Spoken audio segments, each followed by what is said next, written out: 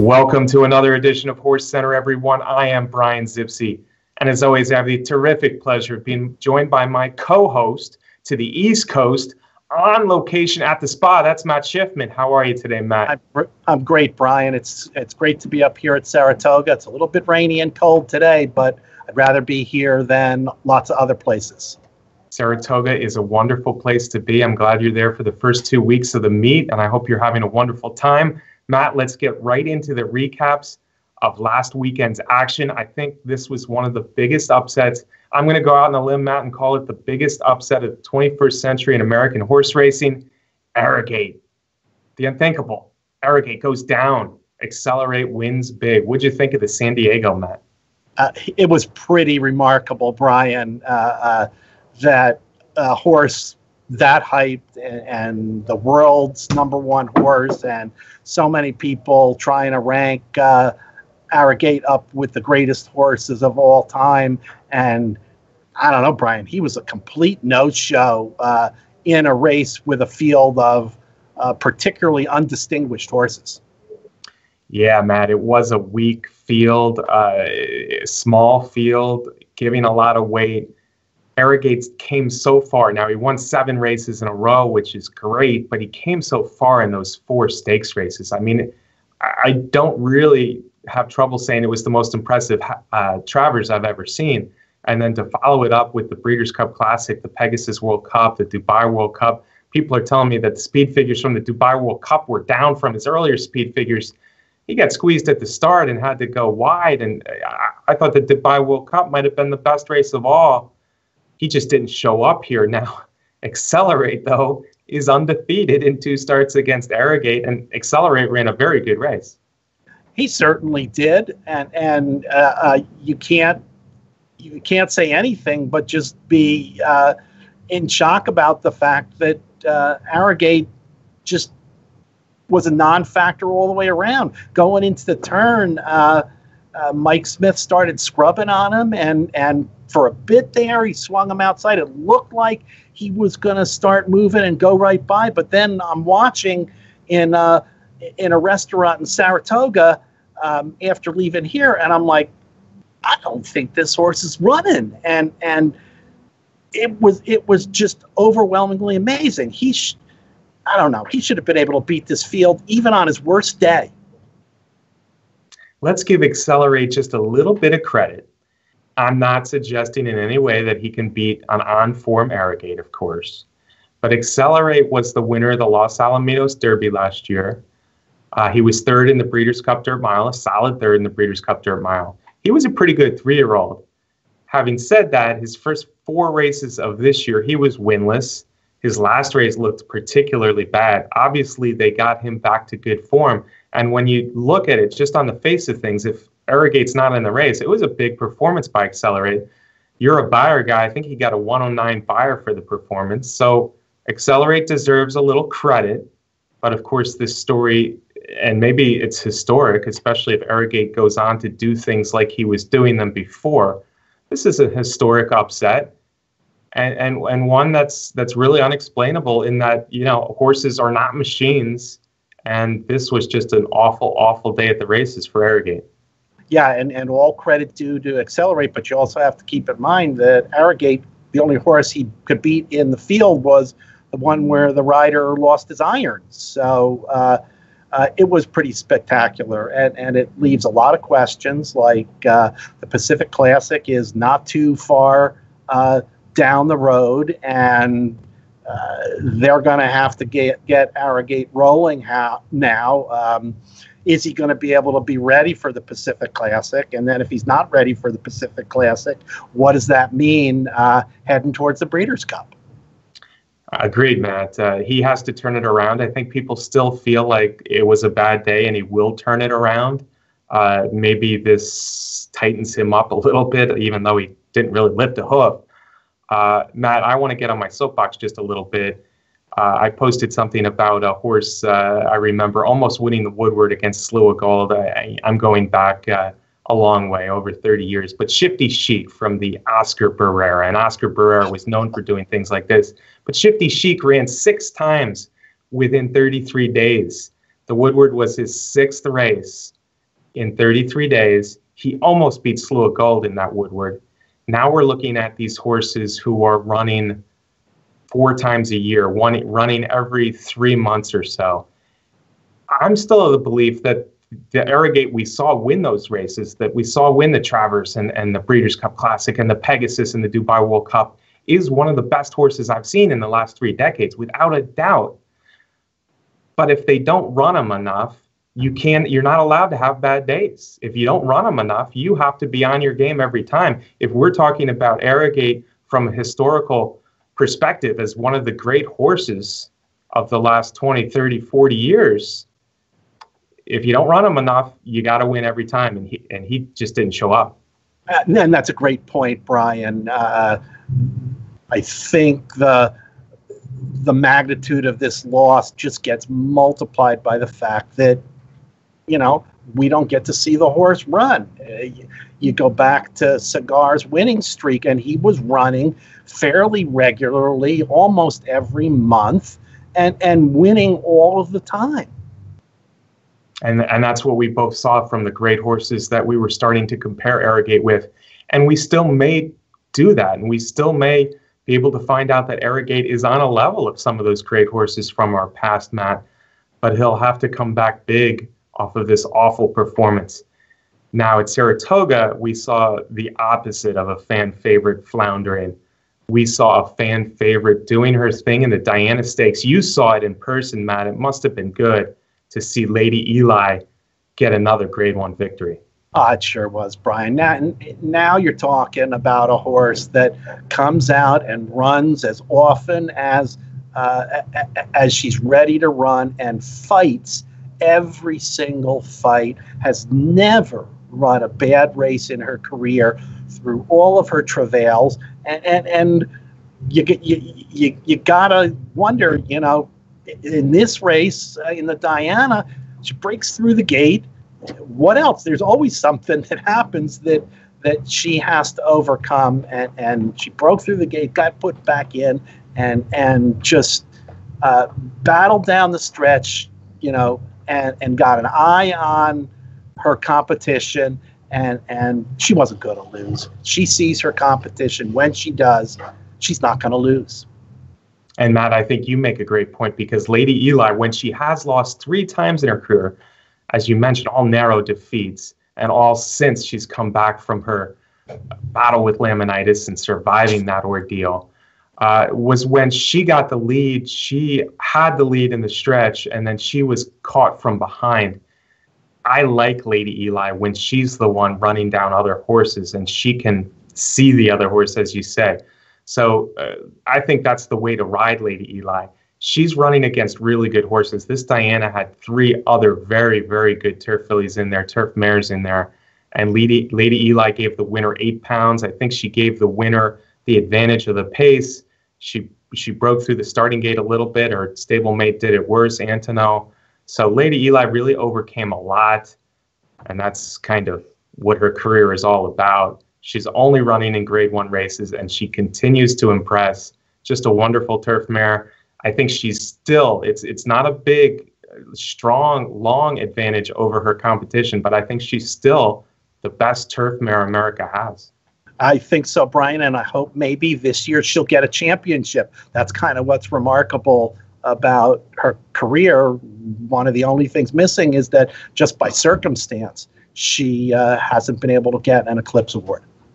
That's true, Matt. We would like to see that, and hopefully she'll keep on going all the way to Del Mar in the Breeders' Cup, get another shot at the Breeders' Cup filly and mare turf. Of course, she did win the Breeders' Cup as a juvenile filly, the turf there, but she lost a tough one last year to really good European Mare Queen's Trust. So hopefully we see Lady Eli winning races all the way up until the Breeders' Cup. Now, speaking of winning races, Matt, we have a 3-year-old filly who's trying to end the discussion as far as the Eclipse Award is concerned now.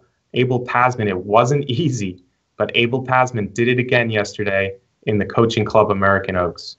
Yeah, Brian, and let's continue with the theme that we have with our first 2 discussions. Here's a horse that Abel Tasman has been running against top competition on regular intervals, not ducking anything, and performing marvelously, winning every race. Her third Grade 1 in a row, Kentucky Oaks, Acorn, and now Coaching Club, American Oaks.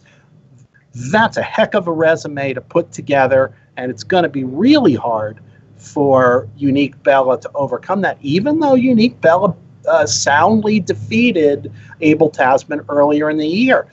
She's going to, if she comes back, when she comes back, she's going to have to do some spectacular things to be in contention for the 3-year-old championship. Yeah, I think, Matt, that's also true. People can't wait for the return of Paradise Woods, who of course thrashed Abel Tasman in the Grade 1 Santa Anita Oaks earlier this year. Remember, though, as we said before the Kentucky Oaks, Abel Tasman had a horrific trip in that day. I don't think she was ever going to beat Paradise Woods in the Santa Anita Oaks, but she had a very, very poor trip that day. Since then, 3 Grade 1 wins. She's now won 4 Grade 1 races in her last 6 starts. She's run second to Unique Bella, second to Paradise Woods. Really, since a race where she finished out of the money in her career debut, she's done absolutely nothing wrong. And I agree with you. You know, if Unique Bella was to finish the season undefeated with a couple big stakes wins in the fall, it would be an interesting question, because undefeated and maybe head-to-head carries a lot. But it's hard to ignore what Abel Tasman is accomplishing this year. And the Triple Tiara is no longer a thing. Of course, it used to be 3 races at Belmont Park. But to win the Kentucky Oaks and then the Acorn and then the Coaching Club American Oaks at 3 different tracks, you know, throw in the Alabama and maybe the Cotillion, those are the biggest races for 3-year-old fillies. I think it was a Triple Tiara in her own right, a personal Triple Tiara for Abel Tasman, and she is, very, very close to clinching an Eclipse Award already. Matt, I also liked what I saw, speaking of Saratoga, from a 2-year-old filly on opening day, came down from Canada. Her name is Dream It Is. You were there. What'd you think of her? She sure took off down the stretch to handle that field, coming from Woodbine, running on the artificial surface. This was the first time she'd been on dirt and on the deep and tiring Saratoga track, which it has been so far this meeting. She was impressive. She's still green, has trouble staying on the correct lead. So I think there's a nice upside with this filly. Yeah, she had 2 very nice efforts, winning at Woodbine, a maiden and a stakes race. Like you said, on Tapeta, her works on dirt made you think that she could handle dirt.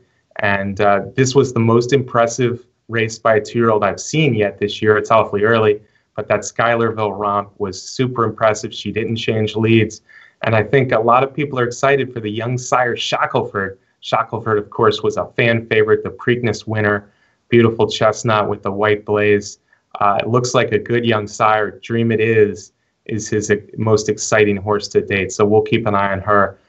One last thing from this big weekend of racing, we are sorry to say that Sir Cat Sally not only lost her undefeated record when she was beaten in the San Clemente yesterday, she did come back with a fracture and she's been retired. It doesn't look life-threatening, Matt, but we're sorry to see Sir Cat Sally end her racing career yesterday. Yeah. Matt, we're gonna go from last weekend to this weekend, because I think this weekend, especially for people that may be more casual race fans, it could be even bigger. The Kentucky Derby, the Preakness horses are coming back. The Belmont horses, the horses from the Triple Crown, the Glamour division in American racing, the 3-year-old males really have a huge weekend. I think it's a telling weekend of how the second half of the year is going to go.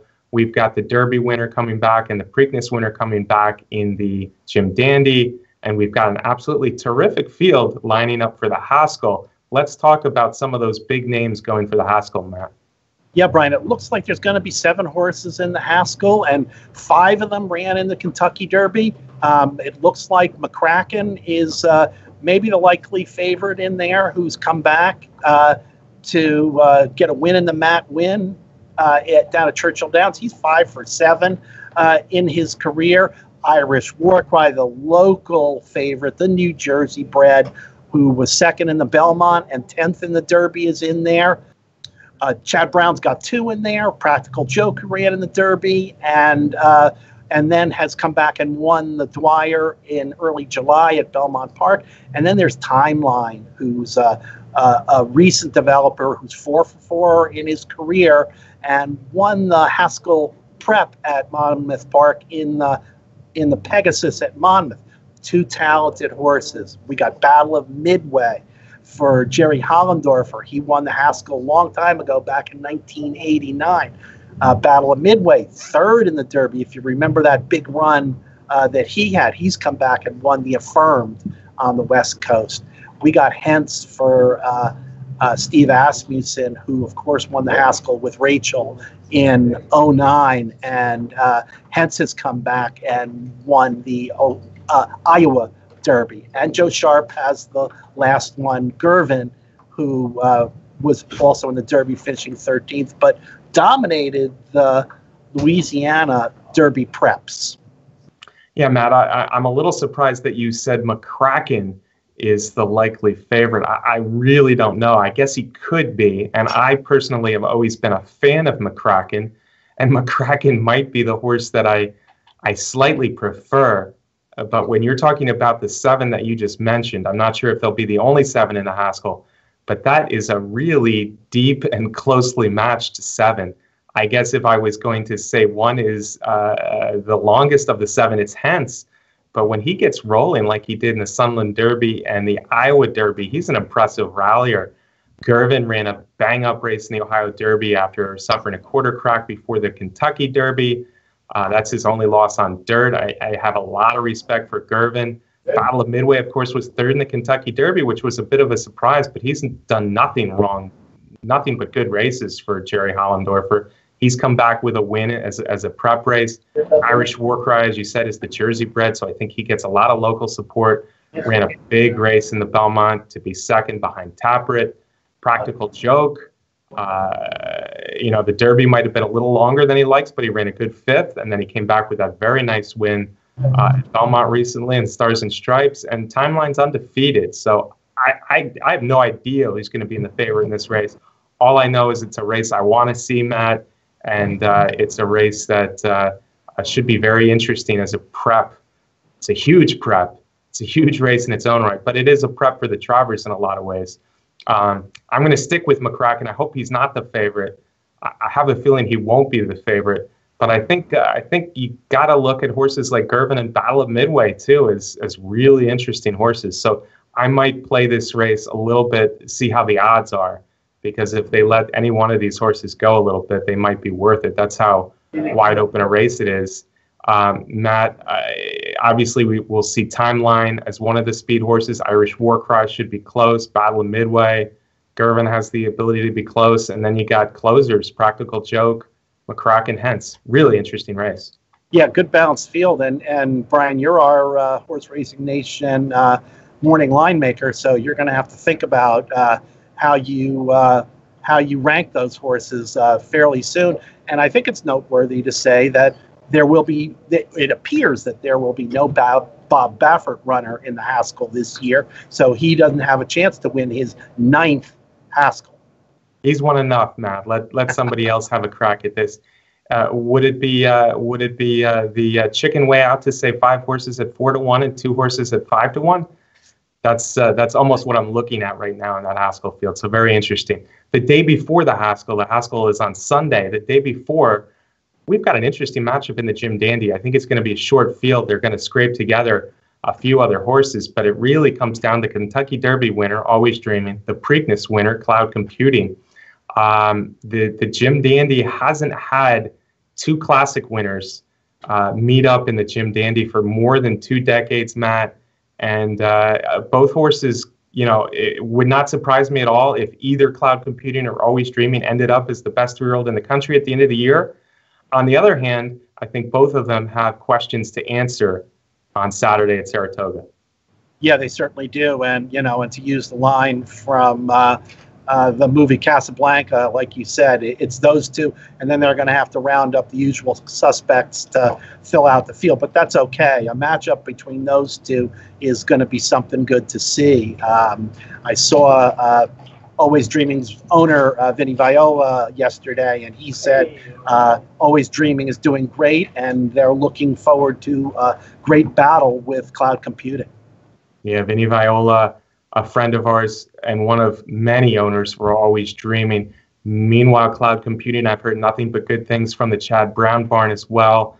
He appears to be doing very well. And I think this matchup is a little bit more than the Travers Prep. The Jim Dandy's a $600,000 race in its own right.